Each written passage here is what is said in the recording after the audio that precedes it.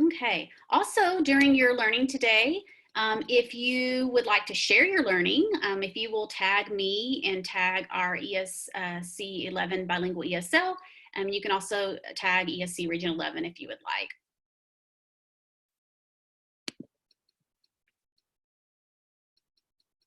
I'm still going to give a few people just, if you don't mind, I'm going to pause for a moment and see if any others will enter. I feel bad that some of you were probably looking in your confirmation email and did not have access to that, and I just real quickly sent that email.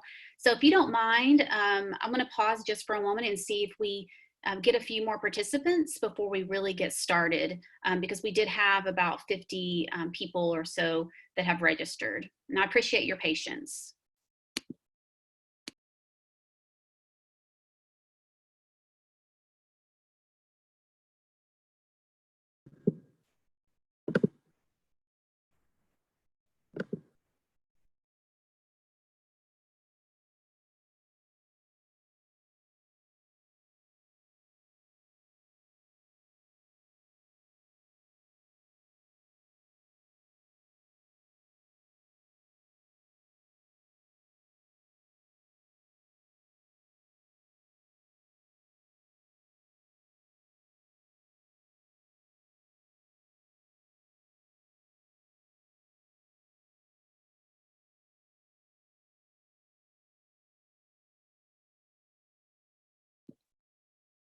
Okay, guys, I'm going to go ahead and get started. There may be a few people joining us. And again, I do apologize about that glitch, but welcome. If you were here and joined us for our last ESL Teacher Collaborative in April, we had a great turnout. We had over 200 teachers join us, and we had several great ESL teachers in our region sharing what they're doing to connect with their ESL students during this time. And really kind of our motto, or just kind of saying right now, is it's better together. You know, standing alone, we may have great ideas, but it's great to share with others. So together as a group of we, that we can accomplish more. And so we welcome all of you for joining us today. And just those also to our guests that are willing to share what they're doing. Also, I would encourage you to share things that you have come across in the chat box, because that only helps others. So again, welcome if you are here for the first time, and welcome back if you are joining us again. My name is Melanie Oakland, and I am the team lead for Bilingual ESL at Region 11, as well as the migrant program and our federal programs. And my passion is working with English learners. I've spent my entire 22 years in education, either teaching English learners or supporting teachers and administrators of English learners. And so I'm very passionate about working with this group of individuals, of students. And as you can see, I've included just kind of to give you an idea of how big Region 11 is. Some of you may not realize, and I'll tell you, when I was in district, I never really thought about what does Region 11 cover, but we go all the way down, as you can see, into Erath County, Johnson County, and all the way up to Cook County, which borders Oklahoma. So we have some districts that are probably 2 to 2.5 hours away from our service center, which is located just west of downtown Fort Worth. So we're very large, and we border Region 10. And so we have a lot of people who also attend their trainings and sessions, but we're very large, and we're also very diverse. I'll show you on the next slide. Oh, nope, wrong slide. So we're very, sorry about that, guys. We're very diverse. We have some districts who are very large, like Fort Worth ISD, Arlington ISD.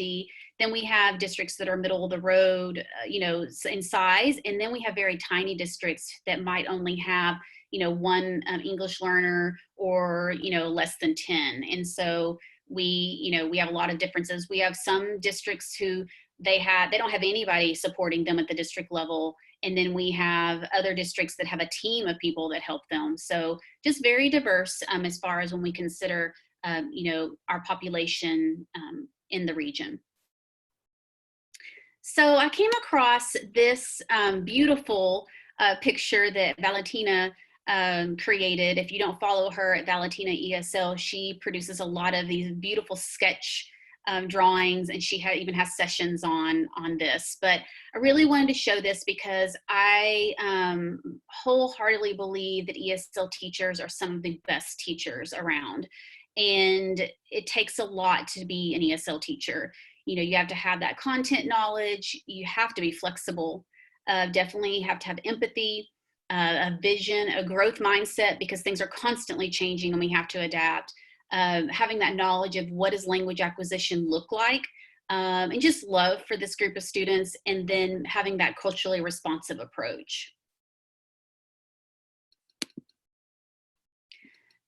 On Region 11, we have some at-home learning for our English learners.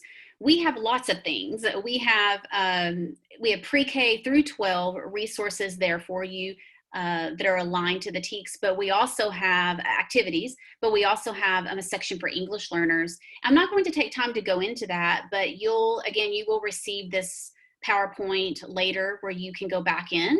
I've included a QR code if you want to take a picture of that now. But our Learning at 11 site has a lot of different things for English learners. There are things that Let's Practice English, and then it's pre-K through 12, and it's divided, and you'll notice that as you move through the different grade levels, it has been adjusted for the audience. We also have Let's Practice English with pictures, and that is also divided into 2 different groups of students. No technology needed, really focusing on that reading, writing, and talking. And then there are also resources for parents and for you for translating. Also, there's a no tech ESL lessons that has been a collaborative across the world by an ESL teacher, and I believe it's New Jersey, but I may have that state wrong. But she has pulled people together, and they have been translating. It's up to 31 languages right now, and you can find that on this site as well. In addition to that, there are Zoom instructions in multiple languages there, as well as Google Classroom instructions in multiple languages. And so I would encourage you to check that out. Also, I always tell teachers that Facebook and Twitter is like free PD. And here are a few of the ones that I'm currently following. I'll tell you, it gets a little overwhelming because there's just so many great things out there. But I wanted to show you that these are, and Facebook, these are the 3 that I've been following and have been getting a lot of great ideas. I know there are more groups. I just can't handle following more than that because it floods my stream, and I already don't do a whole lot on Facebook. But and then Twitter, these are a few that you may be familiar with in the ESL world that I'm currently following. There are many more, but I would encourage you, if you're not following me, please do that, because I'm constantly tweeting out resources that I come across. And it's free PD. And right now, with us all being stuck at home, there are lots of great tools. Also, I'm excited to announce that you can watch PD 24/7, or the things that I have posted, but I've just recently started a YouTube playlist under ESC Region 11's YouTube channel, and the 2 playlists are listed there. When you get this in your email, it will be hyperlinked, so you'll be able to go there. But I have 2, the English Learner Support.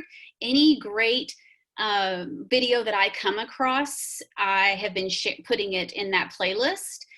Especially a lot of silents. They've got a lot of good sessions, and typically they have been posting them to their YouTube channel, so I've been putting them on my playlist. This session today, I will add to the playlist. And as well, I've started an English Learner Parent Support. These are all in their infancies, but will be continuing to add them. And the purpose for the Parent Support one is just to have resources to share with them, such as, how do I read to my child? And also, I've posted videos on there that I've come across, books that are being done through YouTube. And I found 2 different languages so far, but any other ones that I find, I will share. So those are other great places to go. Also, if you're not following other people on YouTube, I would encourage you to do that, because a lot of other educators and publishers are posting a lot of really good things there. So that's another great free PD place for you to go. All right, so to get into our topic today, our focus is going to be on, how are we connecting with our English learners during this remote learning time? And not just those academic pieces, but really about their affective needs. How are we meeting their affective needs during this time when we can't be with them face to face, to listen to them and to maybe give them a hug? How are you meeting those needs during this time? So one idea that I came across, actually I came across this Slides Mania. If you're not familiar with Slides Mania, I would encourage you to go there. There are lots of really cool slides that you can download for free. But I came across this free download and it gave me the idea of, hey, we may not be together, but we could send virtual postcards or letters. And this link here will take you to the entire slide deck that you can make a copy of and put in your Google Drive. But there are lots, not just this postcard, there are other templates as well. But this would be something you might want to consider, sending postcards. And thinking about it, I might even, if I didn't do it separately and I wanted to do it for a group of students, then for those of you that have a full class and maybe they're assigned numbers, and maybe my slides would be assigned numbers and I would have each person's slide with a postcard on there. You'd have to decide how you might want to do that. But I came across this and I thought, what a cute way to send, virtual postcards or letters to your students during this time, or it's kind of that farewell end of year, I've enjoyed having you in class letter. And then this is really what sparked kind of this training is this Bitmoji. And considering sending snail mail, sending it actually through the mail and adding your Bitmoji, I came across this where a teacher had sent her flat Bitmoji to her students and just a little note to them. And it really just kind of sparked what today's topic is going to be. You're going to see some things with Bitmojis. You may have noticed all of my Bitmojis so far, but I just thought, oh, what a cute way to connect with your kids, where they have, your Bitmoji and a letter to them that they can keep. And some of you may be thinking, well, we only have 1 week left of school, but I would encourage you to still do this, even if it's an end of year, like I said, farewell or goodbye. Could you send them that as kind of that little memento of the year? And then we're going to kind of move into some of the Bitmoji things that I've come across. And I loved this idea. And this is a link to a reading scene that you can make a copy of and add it to your Google Drive. And then you can adjust it how you want. But let your ELs imagine that they are reading to you or with you. And what's really cool is on this laptop, it has a timer on there. And so they can actually, if you want, if it's 30 minutes, and you can adjust the timer, but you could ask the students, go on to, this page and I want you to read for 30 minutes and I'm going to be there in my Bitmoji. So I just thought this was another cute way to connect with kids for, that maybe they don't have anyone to read to at home, or just another way to connect with you. And this one I found to be super cute as well. And someone has created a digital memory, and it's their class picture. And so could you keep your students connected with a class photo? Now, this could, be done in 2 ways, especially depending on the age of the students. It could be that you make a Bitmoji for every student, and you can add that Bitmoji extension to Chrome, where you can do it on your computer. Or there's a how-to on that, as you see over here on the side, that you could send to families on how to create a Bitmoji, and they could send you the Bitmoji and you could put it all into that template. So the second link is actually a template for creating that class photo. So I just thought this was another really cute way to connect with your students and give them that memory of, we're all separated at home and we're not together and we won't get to say goodbye. But here's our class, you know, because it has been a virtual digital class these last, you know, month and a half or so. And so this is just another great way to kind of end your year. And then I came across this resource, and this, once you click on this and make a copy of it or download it, you will actually have the hyperlinks to this library. And so you can see this, and I just added my little Bitmoji over here, but you can see how to use the Bitmoji extension, how to create interactive slides, and more. So that's kind of a help center for you. But again, once you will have to make a copy of it or download it in order to access those hyperlinks. But those are also other resources for you. And I thought, you know, this is also a cute way to, or a cool way to put all of, you know, your classroom resources together. Could you create something for your students? And I know we're ending our year. You know, some of you have 1 week or 2 weeks left. But, you know, we really can't foresee what's going to happen in the fall. And, you know, there are a lot of different conversations going on about the fall maybe being hybrid or, you know, we just really don't know what that could look like. And so I would tell you this would be another way to provide resources or activities for kids.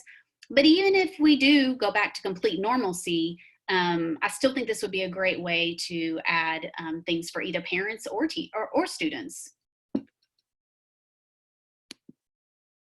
This slide is very, I know, busy, but I wanted to put everything on one slide so you had the links to everything. And so you'll have those links when you get this in your email. But these are all the resources that I came across that I thought would be helpful for you. Even how to make your Bitmoji talk. Making stickers for Google Classroom and Seesaw, because I know many districts in our region use one of those platforms or both, because many will use Seesaw for the younger ages and then Google Classroom for the older.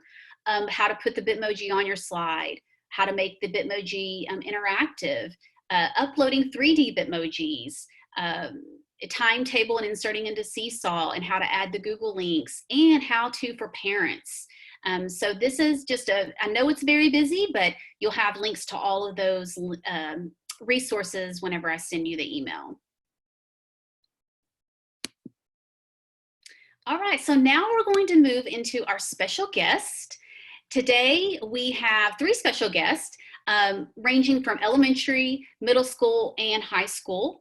And these ladies are going to share how they are connecting with their students during remote learning. And first up, we have Crystal Herrera, and Crystal is an elementary ESL specialist in Keller ISD. So she'll be sharing what she's currently doing to connect with her kids. Then we have Carly Mailer, and she's from Carroll ISD, and she works with middle school and high school ESL students. And then we have Maddie Farr from Lake Worth ISD, and she's at high school, and she's going to share with us how she is currently connecting with her students. So we thank you for joining us, and I'm going to turn it over to these ladies. Hi, everyone. I'm Crystal Herrera, and I definitely got bitten by the Bitmoji bug. So I'm just going to show some ideas that I've been using in my Google site. I've been posting these weekly.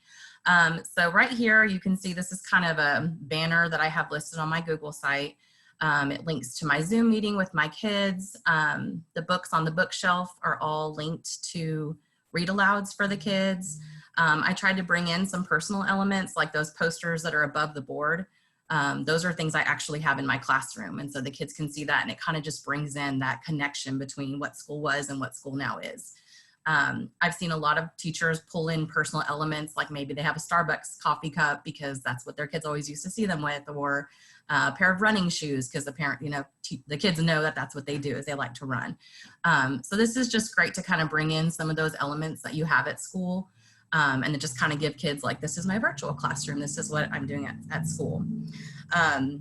Pretty much anything can be linked here. So that's the cool part, is you can hyperlink any object. So if you wanted to hyperlink the markers on the whiteboard, and it can link to like a whiteboard website where the kids can do their math problems, just like that, you can really link anything. So it's actually really cool. Okay, and then our next slide. This is a virtual library. Now this is hyperlinked in a different way than my last books were. These are actually like embedded. So if you click them, it'll start playing. It is a little hard to see the screen because it's so small, but it's kind of more of a listening tool for our kids. So they can just kind of sit back and listen to a story. I've got several that are like this. This is a Pete the Cat one, but there's several that I have that are themed, and the kids can just kind of listen to it. So I thought that was pretty cool. And on our next slide, I thought this was really cool. A bilingual teacher made this, and it is all the Spanish-speaking countries. So she took all the posters from all these countries and created this big wall. And if you click it, it takes you to a YouTube video about that country. So I was thinking I would love to adapt this for ESL to be able to pull all of the countries from my students, create some sort of art gallery or just kind of like this posters, and have each kid represented. And that can be something that I can share either through virtual learning or even in class. And then if you had a cluster of students in a classroom, you could even share that with the classroom teacher so they could share that out with the whole class and kind of just build that pride in their home culture. And I just think that would be great for the kids to share that with their classmates. Next, okay, this is just kind of showing what an embedded video looks like versus a link. I'm going to use this on my Google site for next week, for the last week. It's just a book called Lizzie and the Last Day of School. And so they just click it and it's like they're in my theater with me, eating my M&Ms and popcorn, and they can watch the video with me. So it's just bringing in that personal element again, instead of just like, here's a video link, watch it. It's just bringing in a little bit of the personal to kind of help them. And then my last idea, I'm creating another link on my website that I'm just calling Summer Fun. And I'm linking more read alouds, kind of my virtual libraries. I've got some more on there. And this is the field trip, so virtual field trips. So I just linked 4 websites that had pretty good videos that were virtual field trips. So they can click the San Diego Zoo, Yellowstone National Park, Great Wall of China, and the Monterey Bay Aquarium. And it's just something fun for them to do over the summer. So I'm not making this, you know, an assignment or anything, but it's just a fun little part on my website that they can enjoy. So I'm not teaching you all how to do any of this today, but Melanie has given you plenty of resources. And I've linked one as well. On the next slide, you'll see my contact information. That Facebook group that Melanie talked about, Bitmoji Craze for Educators, is amazing. All of the ones that I borrowed came from there, and everyone is very, very generous with all the work they've been doing, and it's all in Google Slides. So you really just copy the slide, put it on your own, change the Bitmoji out, and it's ready to go. But feel free to reach out to me if you have questions about any of this. You should be receiving all these slides, so you can copy the slide, make it your own with your Bitmoji, and you're good to go. Thank you, Crystal. That was wonderful. Such cute ideas that can really connect with our kids. And I'll echo what Crystal said about this Bitmoji Craze for Educators group. I have to say I've gotten a little overwhelmed because they are constantly posting, which is awesome. And they are very generous about sharing and allowing you to copy them. So I would encourage you, if you really think, oh, this is a great way for me to connect with my kids, and you are on Facebook, then I would encourage you to go to that group. I'm sure probably through Instagram and some other, maybe even Twitter, there are other groups, but these are the ones that I'm familiar with right now. But there's so much out there. I mean, even if you just go to YouTube and search, you're going to find a lot. So thank you, Crystal. Thanks for sharing. Our next presenter is Carly, and I will let you take over, Carly, and introduce more of yourself. Carly is an ESL teacher, and I've had the pleasure of having her in several of my sessions throughout the year, and she's going to share how she's meeting her middle school and high school students. Hello, everybody. As Melanie said, I do teach ESL at Carroll ISD. I'm at 2 campuses. I have 7th and 8th grade and 11th and 12th grade, so my days are a little bit crazy bouncing between schools. But on the next slide, you can kind of see I have been at a variety of schools, and I've been in a variety of subjects. Melanie, will you go to the next slide for me, please? There we go. I guess my biggest piece of meeting my students' effective needs is being a human being with them. And over the last 6 or 7 years, being in so many different subject areas and grade levels between the gym and the classroom, I've really come to see the individuality in students, and that's what I focus this around.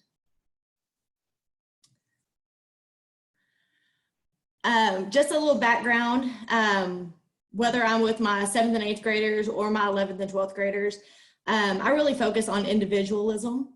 And during this time, it has helped me immensely. I am lucky enough to not have a huge number of ELs on my caseload. I don't know, I've talked to a couple teachers at Melanie's classes and stuff that have over 100. And a lot of the things that I do would be very hard if I had that many. But I truly believe in the individuality. And it sounds a little bit more difficult to do with a large number, but I build my lessons around the themes that my students enjoy. And I think I've got that from my ELAR background.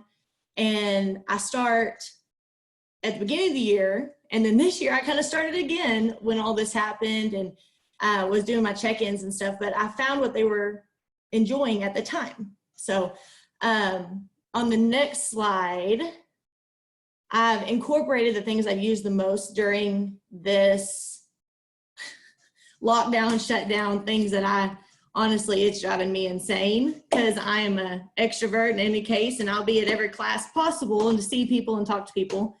But for the communication side of it, I am very unorthodox. I talk to my students almost daily on WhatsApp, and I use that for my FaceTime instead of Zoom meetings and Google Meet, because with my students, especially my 11th and 12th graders, that is where they're at all the time because they're talking to people in their home country, so I can always see when they're on and when they're off. I have used Instagram, and using Instagram was kind of a funny situation because I actually used it to do some recon on a student that we couldn't find. It was the only place that I could actually see whenever he saw my messages. And he couldn't hide from me because hey, you just read this 2 minutes ago. I know you're here. So I know their Instagram. I'm an Instagrammer. I love it. I love posting pictures, and I've used that tremendously during this time.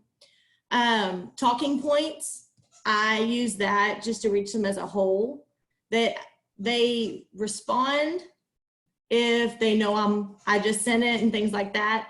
But it really reaches the parents on the other level to whenever we need, like this week, hey, we need a little bit more work. We need some things, you're falling behind. I got teachers emailing, what do we need to do? That's when I can kind of get that second little hand to help. And then of course, Google Meet. A lot of my teachers use it, and I can sit in on their meetings, and I am usually the support there to where I can say, hey, my student doesn't like to be on camera, but we are here. I can talk to him on the side using WhatsApp while we're sitting on the same meeting so he doesn't feel like he's singled out or anything like that, because some of the Google Meets and things that they do are a little strenuous at one of my campuses. On the education side of it, and I've made this clickable for y'all. I'm sure most of you have heard of Edpuzzle and Wiser. I use these two the most because I can really focus on my kids' interest.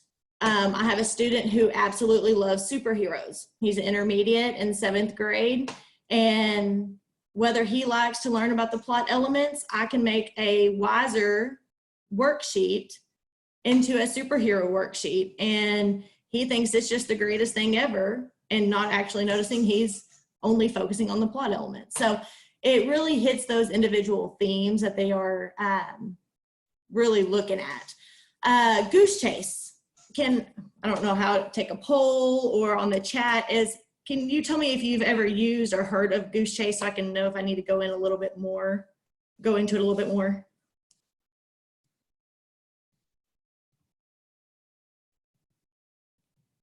Go ahead and share about it, Carly. It's a great tool. I've used it before, but go ahead and explain. Goose Chase is so much fun. I've actually got my kids out of the house, and that is a big deal for some of them, but only by using Goose Chase, and not even the Goose Chase for EDU.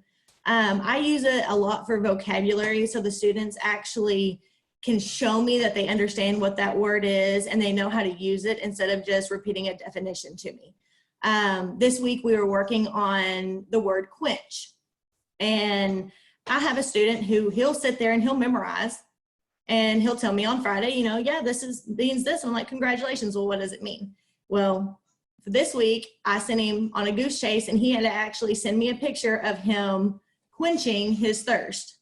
And he had to prove to me what quench was. And on that goose chase, he sends it to me, and it's a game. He gets points for sending the correct answer, or the correct video, the correct picture of him doing whatever it is that word is asking him to do or defining. So it's really gotten my kids out of the house, got them moving. I have some that would rather game all day. And this is how one way I've done science scavenger hunts, so I could substitute some assignments they weren't doing for science teachers because it was just a little bit too difficult. So we take that vocabulary and we go outside and we go find it. And because they're earning points, in the future, we'll have some type of prize for that. So my next one is choice boards. And Melanie, if you could click on that one for me. I know a lot of people use choice boards. This one, just click on make a copy. I just sent that one on there. I've sent this one to a lot of teachers all over the nation recently on an ESL Facebook page I'm with. This is just a basic choice board I created that gives teachers an example of what to put on there. Have some ideas, and I have a gazillion different things you can put on there, and I'm happy to share. But it just kind of gives the kids, you know, you want to do Wednesday's work on Monday, have at it. I just set those standards at the beginning of the week, and these are things that they can use and have, and it really gives them that choice, because I have some students who, if you tell them something to do, they don't want to do it. But if they think it's their idea, you'll get every single one of them on Friday. So. And the last one I put on there was the Google Suites, and y'all can click on that one later. And I know everybody, for the most part, uses Google Suites, but we have really made poetry and reading comprehension and things like that a little bit more hands-on using it. We replaced, you know, reading a basic poem. Sorry, y'all, I'm gonna kill my husband. We've replaced reading a poem with putting the poem back together, and doing that through Google Drawing. Or for the one student who absolutely loves superheroes, I created the virtual field trip after he answered a Google form correctly about a reading passage that I put on there. And it's just a set of Google slides that have different links and stuff. But I've used those just to focus around their likes and their dislikes and things that they need to work on, or the things that they might be good at, just to show them, you know, hey, you're not learning something new all the time, but you have mastered this and you're good at it. All right, and this is pretty much my last slide, but it was just some ideas, kind of like what I've gone over of things I've done. I do have the WhatsApp virtual workouts with some of my students. Those ones that need to get out and have some fun. Well, we get on that FaceTime, we talk, and we go for a run. And I'm not running for longer than 2 minutes, but we'll sit there and breathe hard together because we're all out of shape. The Google Meet with puzzles, you can pull up websites where you do just normal basic puzzles. And I had one of my kids who is reluctant to speak and is always real nervous. I had her on my Google Meet. I shared my screen. She told me how to put this puzzle together, and we drank our morning coffee together. And we talked, she relaxed, and it was just a really good way to get her to open up. Another student, I have a Nintendo Switch I don't really use. He got his speaking practice by telling me how to set it up. I kind of just, that was a winging day, but he loved it. And I told him, I was like, that's a bonus grade, dude. I was like, you just got this. You can, you know, this is what you're good at, teach me. Because I think them showing me something that I'm not good at makes them feel more human. And that's what always, that's my goal, is to make them feel good, whether I know how to set up a Nintendo Switch or not, whether I have a Nintendo Switch or not, they're able to tell me how to do it, and they feel important. And I just want to make them feel good. I think that's it. I'm trying to see my screen over here. And I always say be nice, be true, and be interested. I'm very unorthodox in the way that I connect with my students and the things that we do. And I'm not real good at social distancing. So even going and sitting in that parking lot, showing them that I'm interested has been real big with them. So if y'all want any of the resources I put on here or any of the theme-based things, I am happy to share. Just contact me anytime and I'm happy to help. Thank you, Carly. And yes, she is definitely passionate. I've had her in several sessions and it's awesome. And I love that passion because to do this job, you have to be flexible and you have to think outside of the box.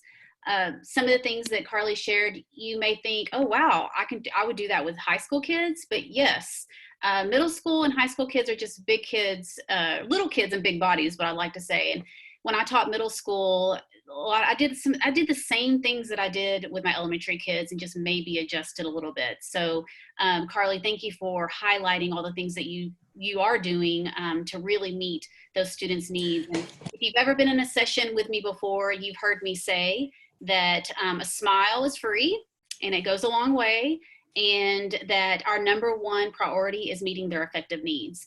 So when, teachers or principals call in a panic, oh my gosh, I have this new student, I don't know what to do.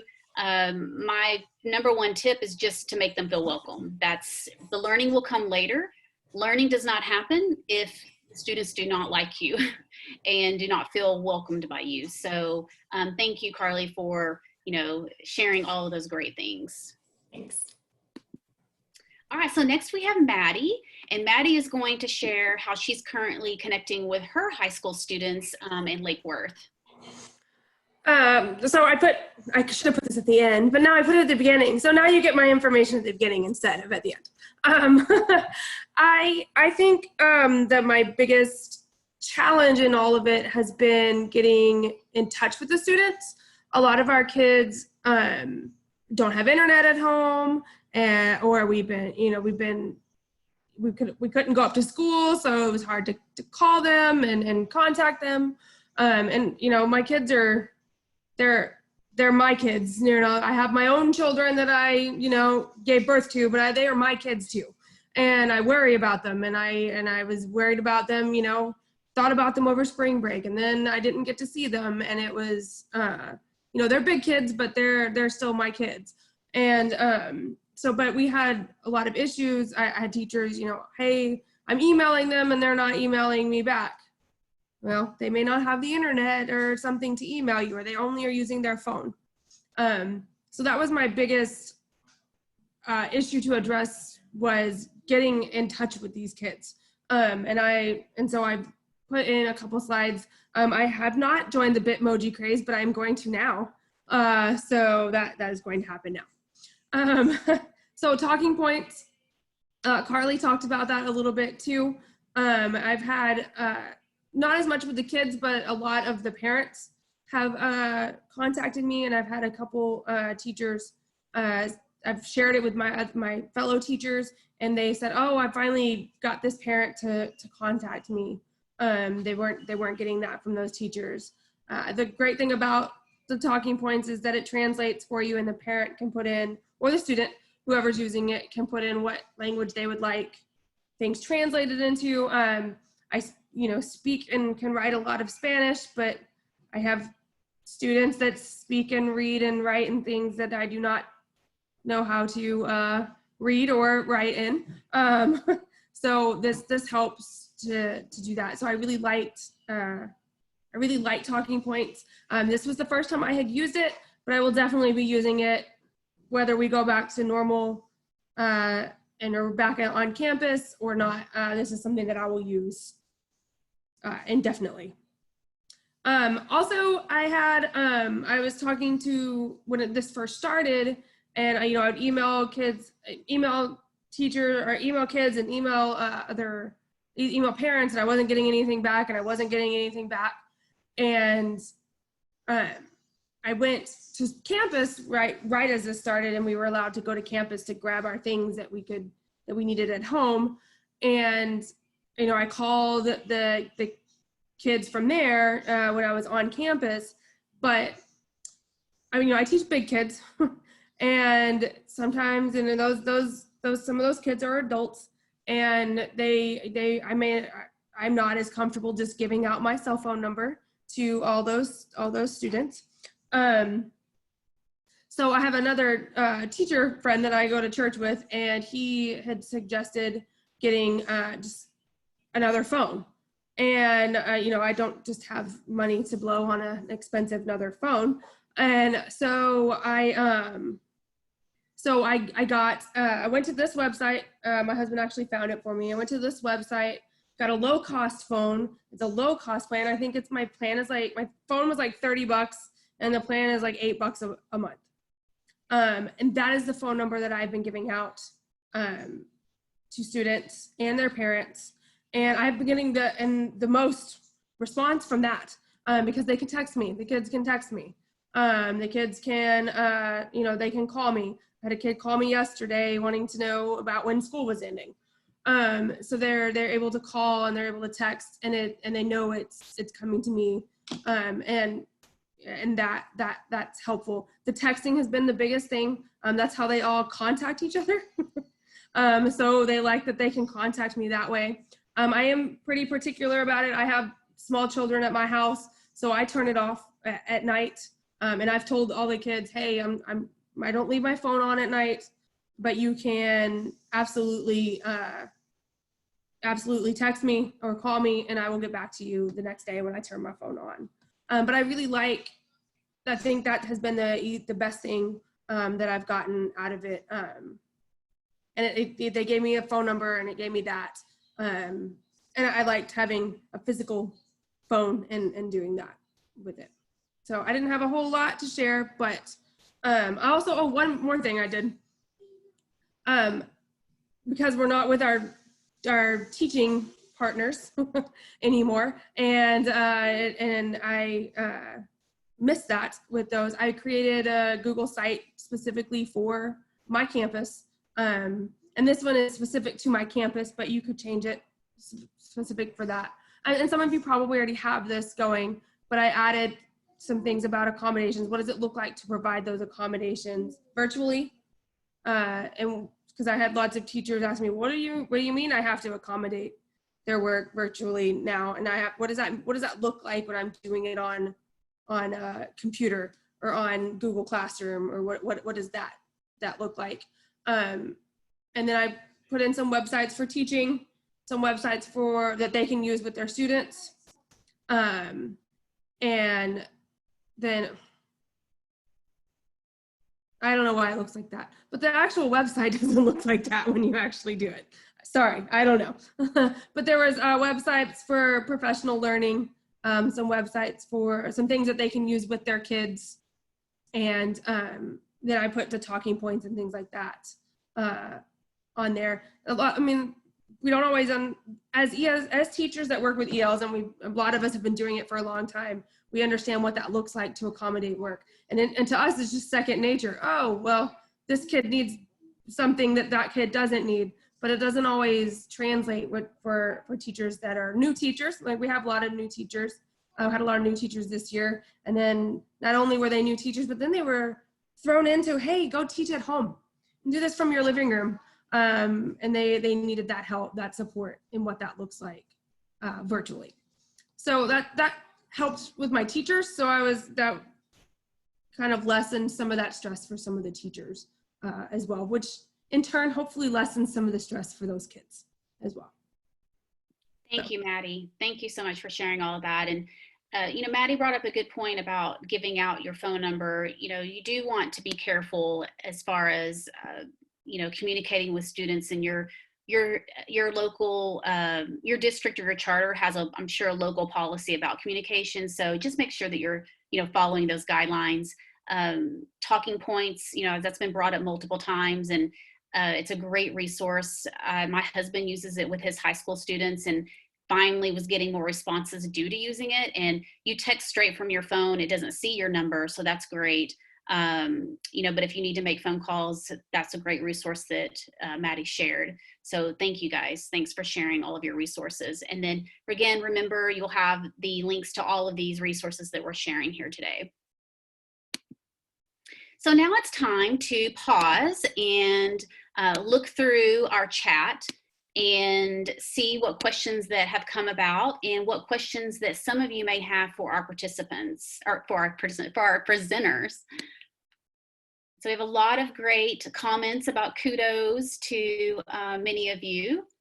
But right now, if there are any questions that you may have, if you will type those in the chat box, then especially for our presenters, if you have something specific that you want to ask them, then this is your opportunity to do so, and then they will come on and answer. If you don't have any questions, then we'll move on. So Melanie? Yes, go ahead, Elena. Yes, there was a question. One of the questions that came up was ideas to organize to assist the ESL students that may require assistance. In particular, they talked about semester exams.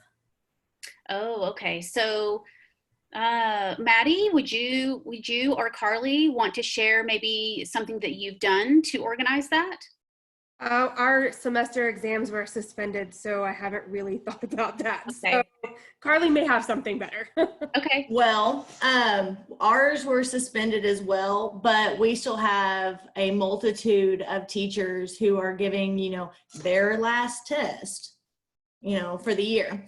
And what I did for a couple of students who I knew would not use the accommodations that they have in place on their computer, like Google Read and Write.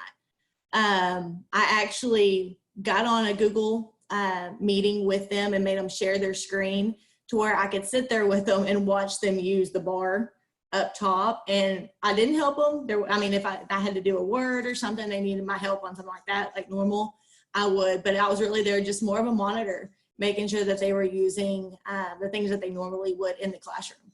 So having them share their screen. And like I said, that was just one or two taking the same test for the same teacher at the middle school level. But that was the only way I've really had to focus around test or accommodate test. Thank you, Carly. I do see a question that has popped up, and I know we have more, but just happened to pop up about Rosetta Stone and making that purchase. Rosetta Stone is free right now. I don't know if it runs through June. I can't remember the date, but it is free. I actually have my youngest practicing his Spanish on it.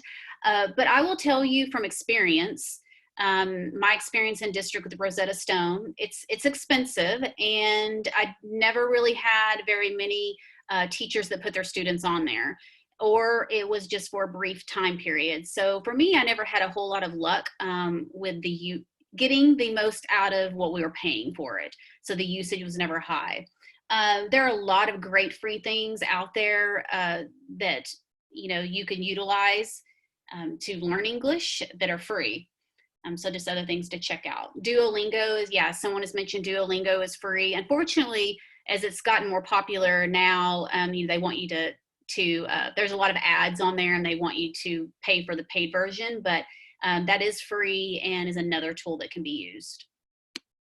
Someone is also asking about the parking lot activity. Carly, was that you that mentioned something about a parking lot activity? Yes, that is me. This one was one of those completely off the wall. I don't follow directions very well. I actually went to my kid's house, and the area in which the student lives, quite a few of them live. And so we were focusing for one student mainly that she's taking 2 math classes to try to get caught up so she can graduate next year. Well, one of those classes is geometry. And let's just say that shapes are overwhelming to her. So I took my toddler's chalk and we went and drew shapes and labeled them. And then we worked on like surface area of a circle, which if anybody knows me, I am not a math person. Never, ever, no way, ever. I asked my husband how much it's going to be, when it's 35% off at the dealer's outlet. So getting me in a parking lot doing geometry was the best way for both of us to enjoy what we were doing. We actually, she has a little brother, the student I was working with. So I worked with him writing a short story because he loves to draw. He drew that character with the chalk. So it was kind of a win-win. So it was just kind of focused around what they were learning and what they needed at that point. I just went over there and we played. So I just focus it around specific needs right then. Thank you for sharing, Carly. And you know, what Carly's speaking to, that she's done, and all of you are doing whatever it takes. And I know you are exhausted. Experience has been, you know, much different than standing in front of a classroom. And even on my end of not, you know, not teaching, but it is more probably stressful and strenuous than it would be to go into the office. So we know that you're, and Carly and all of you are a testament to how hard you're working to reach their needs. Any other questions that you may have before we move on?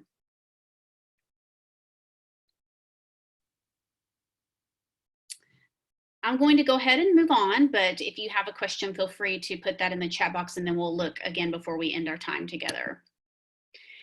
Now, if you were with us last time, I shared a link to a Google folder where you guys could drop resources in.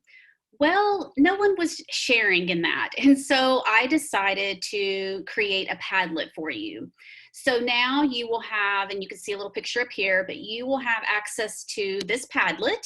And in this Padlet, I've already added some resources. I added last month's webinar. I've added our Learning at 11. I've added my English Learner Google site that has tons of resources. Also, I follow and attend almost all of Silent's webinars that they've been putting on for ELs. And so I added that there as well. And I also added the links to our 2 YouTube playlists on our ESC 11 YouTube channel. So that is a place for you to also add. And just as I'm talking to you, I need to make sure that I have the settings correct. So as soon as I get off with you today, I will go and verify, because I may not have the settings where you can add anything. So I'll make sure I change that. But here's a place for you guys to add your Google sites, to add anything that you come across that you think would be helpful. And really, my vision for this would just be kind of that curated space for people to go to and collect resources and see what's going on out there. So we'll continue to add to this, because we plan on continuing this through the next year. So we'll continue to talk about this Padlet. Here's the site I mentioned. This is the English Learner Resources Google site that I created about 3 years ago. And really how it started was I had a district. I was not in this position. I was at the ESC, but as an instructional coach. And I had a district call and say, you know, we don't have money for Rosetta Stone. We don't have money to buy apps for our iPads and whatever. And what do you have? And so this is kind of was born out of that. And I've got listening, speaking, reading, and writing, and vocabulary, grammar, content areas, practice English, also resources for you. And I'll continue to add to that. And it is a living document. I know that there are even probably some broken links in there that I need to fix, but this will be on the Padlet, and you also have that link down there. So that is a place that you can go. You are welcome to share this with whomever you want. The whole goal is to get those resources in the hands of both teachers and students. And then we would encourage you to check out any upcoming PD opportunities at Region 11. And then over to the right, you can see this is the s'more that I just released earlier this week with the virtual EL summer. And we'll continuing to be adding to that as well. I have a lot of 1-hour bite-sized webinars coming up that you may be interested in. I also I've taken several of the 6-hour trainings that many of you may have participated in, and I've now converted that into a 1 hour or to 1 or 2 hours. It just depends on which one, and a condensed version of those. And so I would encourage you to check those out and register, and you know, join me again virtually. So what's coming up next? Next month in June, we're actually going to do a combined bilingual ESL teacher collaborative. Next week on the 21st, we have our bilingual teacher collaborative. And we decided in June that we would bring both groups together to host a special guest, Dr. Sandy Benavides, sorry. And she is one of our consultants that is a counselor, and she does a lot with foreign transcripts and many other things. But we asked her to come and really talk about the social emotional learning following COVID-19. So, you know, once we go back, or whatever going back looks like for us, we're going to have Sandy speak to us about how important it is to meet those social emotional needs and what traumas could have been occurring during this time, because we know that school is a safe haven for many students and many teachers too. It's not just our students. So she's going to speak to us on that topic. So we'll have a combined time together as one group. So I would encourage you to register for that. And so now, before we leave, I really want to, know how impactful was today's learning. And I have a really quick little poll that I would like for you to take. So we have an idea if what we're providing for you is actually impactful. How are you able to put what you learned today into practice? Now that you've attended this session, how well do you understand what we talked about? And finally, just from your perspective, how valuable were the concepts taught in this course and how much will they help you improve your practice with EL? So if you don't mind taking that poll for me, and then we'll move on to our ending slides.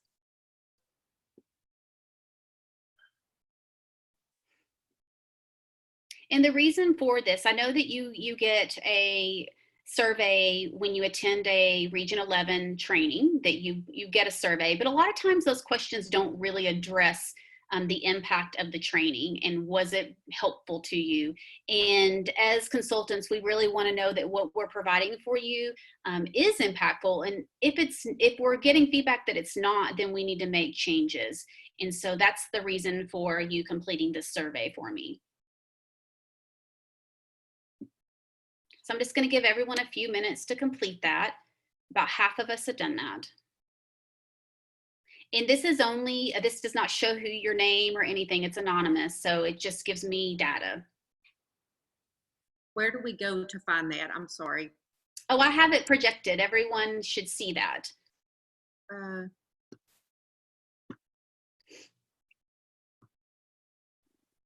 And we have people voting, so I've got 30 of 39 in. When I projected, it should be on your screen. If you just click.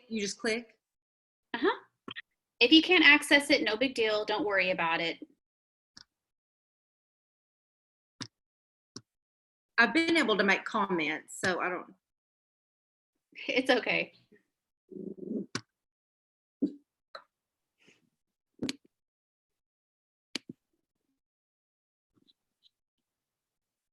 We're almost there. I just want to give everyone an opportunity. Thank you for your patience.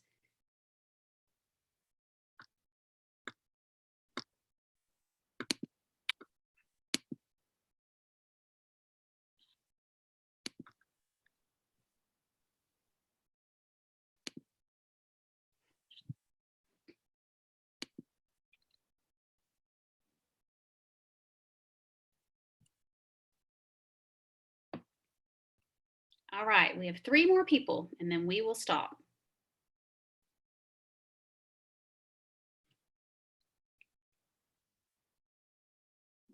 If it doesn't move, then I will assume that those 3 people are not able to vote or not going to vote, and I'll go ahead and end the poll. All right, I have 35 of you, and I'm going to go ahead and stop it for the sake of time because it hasn't budged. So I'm sorry if you didn't get the opportunity, but I welcome your feedback. All right. Okay, and finally, I want to leave this note for you. I attended the 2020 BEAM conference that was hosted virtually because we couldn't do that in April, early April when we were shut down. But she had these 4 essential messages for students, and they were, you are important. What we are learning is important. We will not give up on you, and you can do it. If you're not familiar with Carol Salva, she does a lot of presenting for Sidelets, and across the nation, she does a lot of different trainings. So she is definitely someone to follow.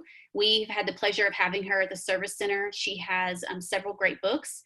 But I want to, not only leave you with this message for students, but really, take out the word students and put teachers. We want you to know that these are also 4 essential messages for you as teachers. You are important. What you're learning and what you're doing is important, and we're not going to give up on you, and you can do it. We know this is stressful, and we know this is not ideal, and you miss your students, and a lot of demand is being put on you, and a lot of changes keep happening with grading policies and whatever it may be. So we just want you to know here at the Service Center that, you know, not only are these 4 essential messages good for students, but they're good for teachers as well. And we know you're working hard during this time. And finally, this is how you can contact me. My email, and I run both of those Twitter handles, the Bilingual ESL and my own through ESC Region 11. To the right, that is a QR code to our Bilingual ESL program page. It does have, it's really under construction. I'm still working to get it where I want it to be, but there are a lot of resources there. It does have a lot of compliance, but you will find resources as well as a parent support page that has resources there too. It's another living document that will, you know, I will continue to make improvements on. And then to the left, this is my SMORE, Succeeding in a Diverse Classroom.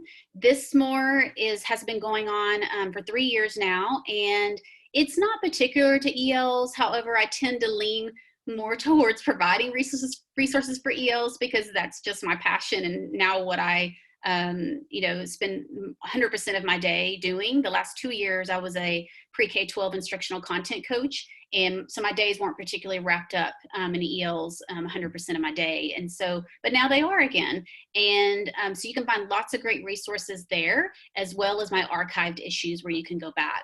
You can either click on that link and follow that particular SMORE, or you can send me an email and tell me that you want to be added to it, and I'll add you to my email group. And then every month, whenever I publish those, you'll get an email with the link to that. Or I always tweet them out on both of these Twitter handles as well, so you can find that there. But I just want to thank all of our 3 guests, our ESL teacher guests, for agreeing to maybe step outside of your comfort zone and speak to others. I know it's uncomfortable, and especially in this manner where we're not face to face, and you can't see everybody's faces, and so it is not easy to do this. So I appreciate your expertise in sharing the resources. I also appreciate all of you that have joined us, whether it's for the first time or you're joining us again. We appreciate you coming back, and we hope that you continue to come back, because the goal is we will have next one in June. We'll have one in July. We will have 2 in the fall and 2 in the spring, is what our goal is, to provide these. And we'll continue to ask for guests. So if you are a passionate ESL teacher and you are interested in sharing, because the topics will also, they'll change once we do go back to some normalcy. It may not, be particular to remote learning anymore. We're going to talk about other things. And so if you're interested in sharing, just shoot me an email and I will hold on to your name and reach out to you when we have our next one. And so if you want to share, we would be happy to have you. And again, just thank you to all.